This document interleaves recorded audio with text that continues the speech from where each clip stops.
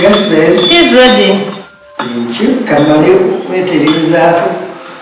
Young one now, Ola. My you know the meaning in what is another?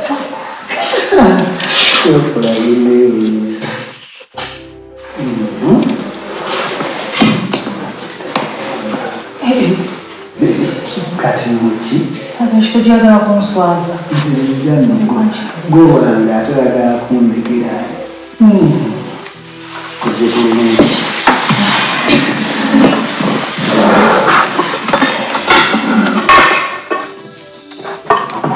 nange bw'otuuka samba akalamba akalya badde tonnajja nalyanga bulamba nze nga sikusalamu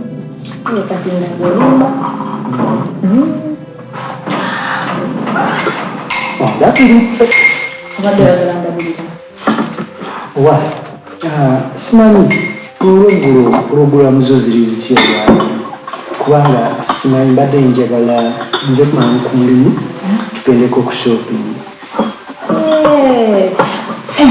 bipemere bigenda kujjako wano naye kimanyi kugenda tukumagayo mangu kati kimanye nti ngenda kubeerawo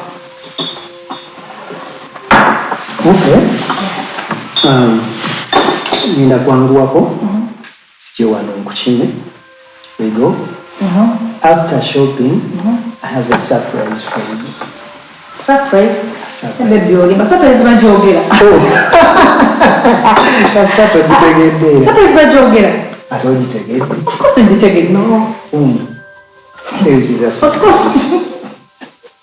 Wait to swallow. Anyway, may I answer me? I'll be leaving now. So, till I will miss you too. Maybe local, no? Yeah. See. We'll be that.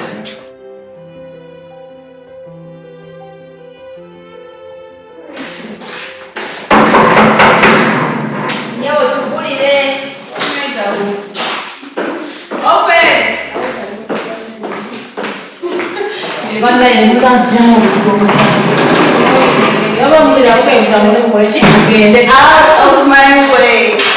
Girls, you are welcome, but you are late.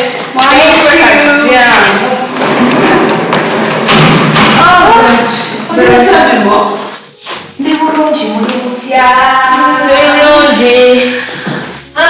Guys, only about the breakfast. Never know. Munga chikuba. I'm telling you. Yatuka. I used to do anything. How can you say something like that about your friend? My dear, I feel like they're fun. Nedda woba wekintu omuntu kyalkyolanga kirungi kkirizaako wansi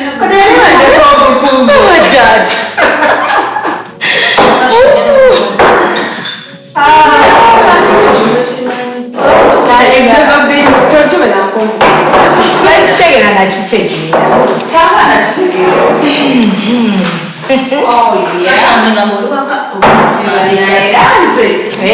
savinga By the way, Memo, tell us about James. Hey, by the way, about James. Excuse me.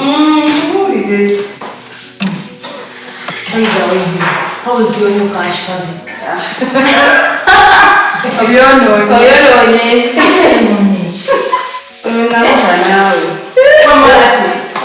Naye bannange buuza nnyo toli mulamuzi buuza Hey, about James. What do you want to know about my honey? Everything. Hey, anyway, James is good.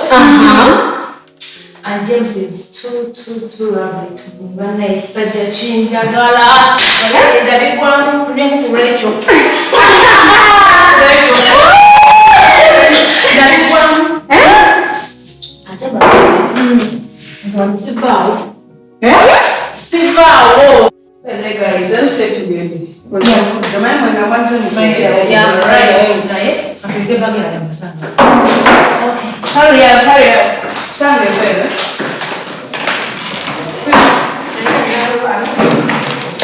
Hurry up, girl.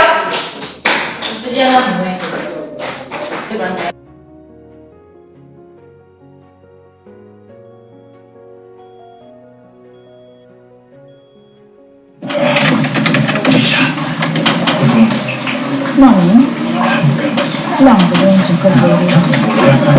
Leka naawe twaleere. Singa okole emirimu.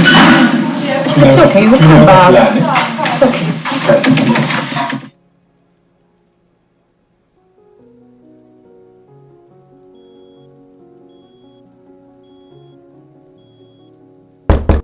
Come in.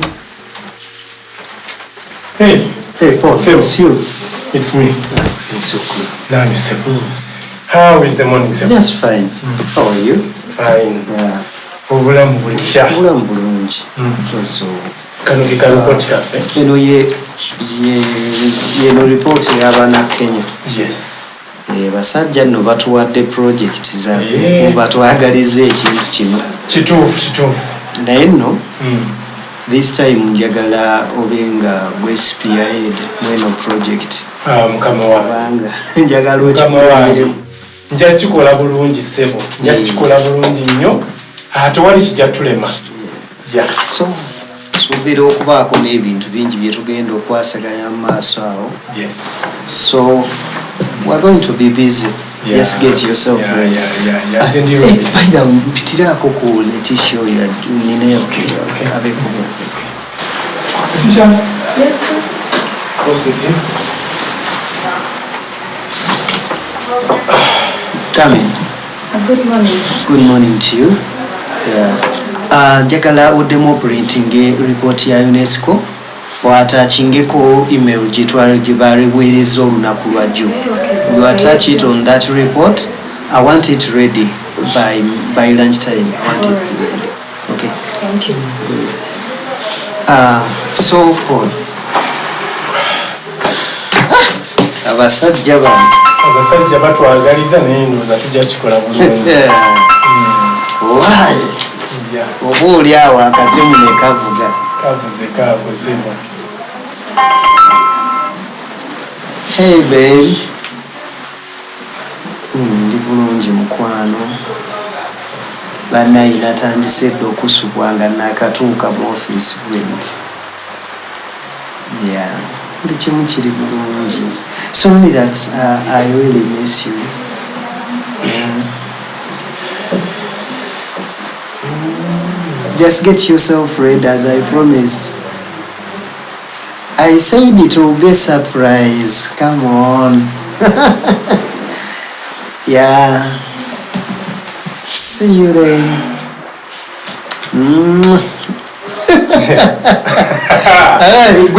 Ekintu kino. Owaayi. Obulamu bulina engeri gye bunyuma naye kaakati nga tuzze mu ebyo. Nze tubadde ffenna okumala ebbanga. Kyekiseera nno gundi owase. Gy'ogenda ndabayo. Olabayo naye kyekiseera okola ki? Ndabayo.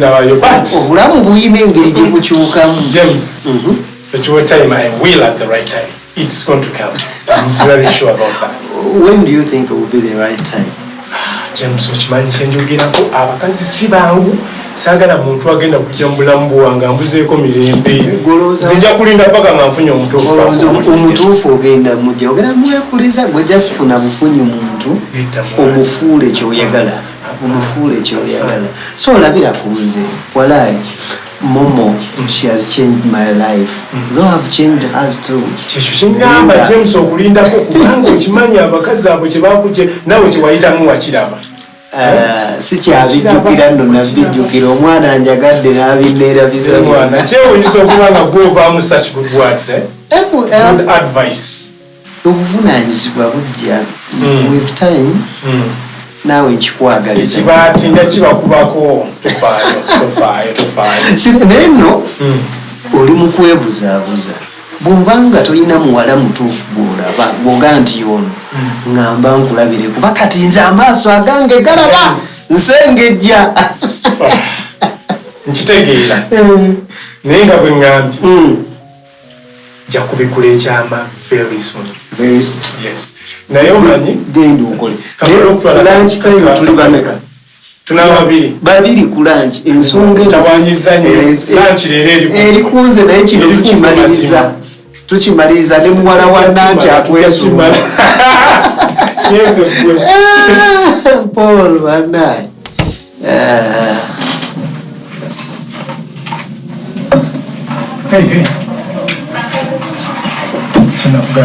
ate nakuletedde n'akafunya kange kakuwombera luli tukammaliramu naawe tugambe ennyo nti ebadde ekutta kimanyi naawe tugenda gende munkagigwe tisobola kulima nali nkulimbye nti leka naawe ushago siyudia aha kankirimbe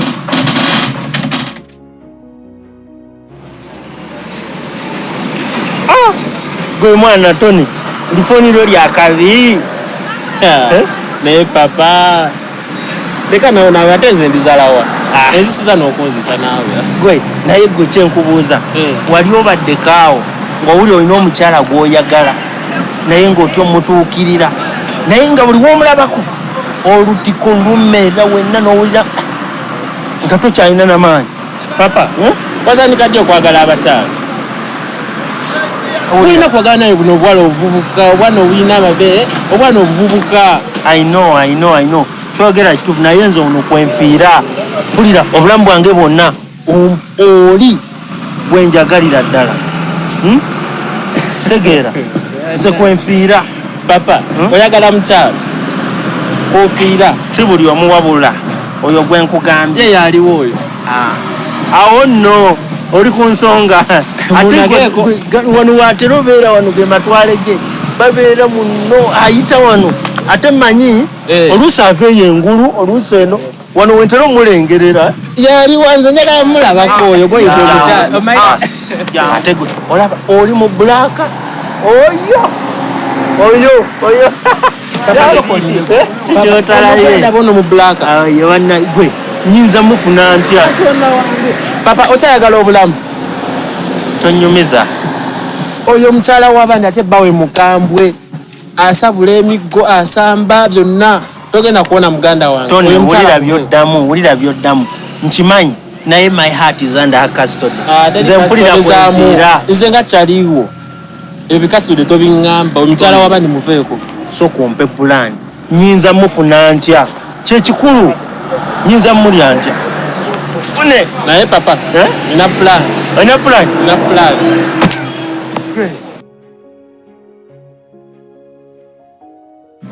Hey, Nange, customer wange almost welcome. Long time. Yes, kaseera kanene. Kanene boss wange nga wambulako. Nzuno ndabise. Belana n'obwakabisi kyakulaba. Ate kenzize bonna bundage. Kirabika ono. Ate ono bwendeesa ategeera byakabi byokkono. Mama asanyusa okulaba. Byakabi byokkono byategeera. Mulageko ne wali wonna mutwaleko wali munana. Boswa ebyakabi bibaamu muneeno kale ebirungi tokyalabika t-shirt zibeerawo waneeno simanyi kyoliko obuse emirimu gigamba ki mirimu mirungi wabula mukyusizaamu bana tukyusizaamu naye nga byonna bintu weebiri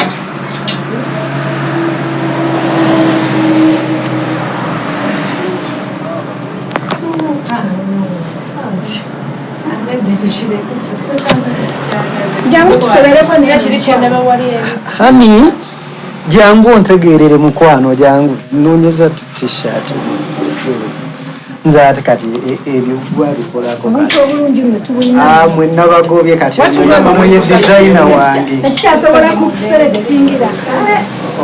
ono ye designer wange kati kyagamba gamba maama batugobye ffe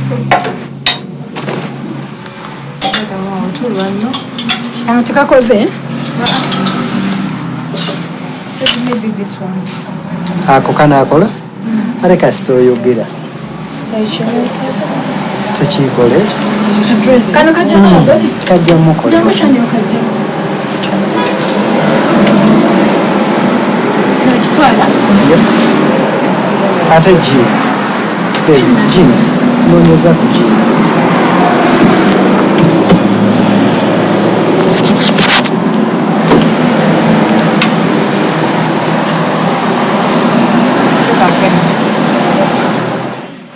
saizi ogirabye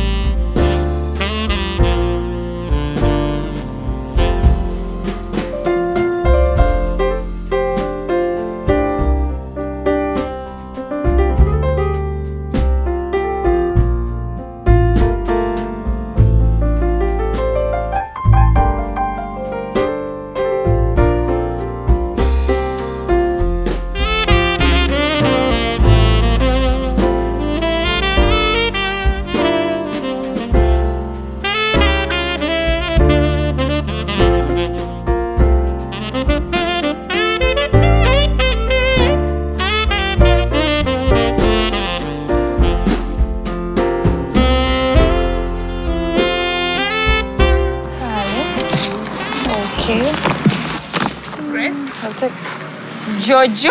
Oh my good baby girl. How are you? I'm good, thank you. Time. Oh, who's it? I know. Have a seat.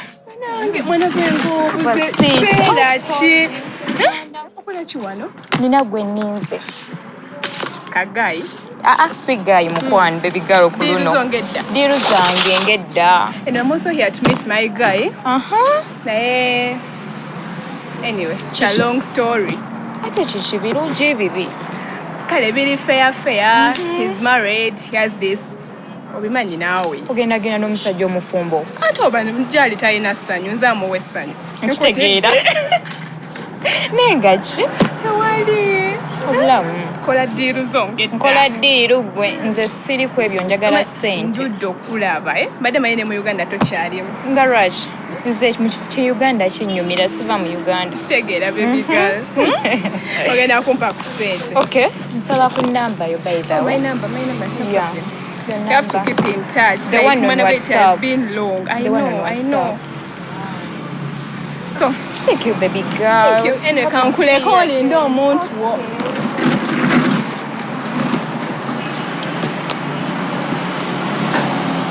Tony. Ha, boy. Ondwisizza ki ekiriwo? Kugamba oti. Kajja mbaaba. Kajja mukakute. Okuva oba ssaawa mmeka nga ndi wano nkulinze. Naye kasita ntuusidde ekisinga obukulu. Nagaye gwe njagala ebifaananyi. Okay. Kyemayi batiyatula mu kafo kano. Kano kennyini muvika wano eno. Muno muvika wennyini. Okay. Naye nga bulijjo njagala kinkolere. Njagala kinkolere kubanga kano kadinga igambe kaliko ssente. Just njagala ojitoli gayi gwe nagambako bamita James. Mujjukira. Oyo. Okay. Njagala just bifaananyi. All right. Then bakolako. Kale kati. Yeyo kapo gye nadigamba. Eno. Yeyo kapo. Mwana ekyo kigayi gwe nze nkimanyi.